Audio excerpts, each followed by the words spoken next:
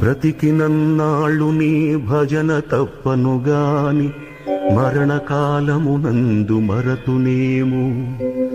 ఆ వేళ యమదూతలాగ్రహంబున వచ్చి ప్రాణముల్ పెకలించి పట్టునప్పుడు కఫవాత పైత్యముల్ కపగా భ్రమచేత కంపముద్భవమంది కష్టపడుచు నా జిహ్వతో నిన్ను నారాయణాయల్చు పిలుతును శ్రమచేత పిలువలేను. నాటికిప్పుడే భక్తి నీ నామ భజన తలచెదను చెవిని వినవయ్య ధైర్యముగను.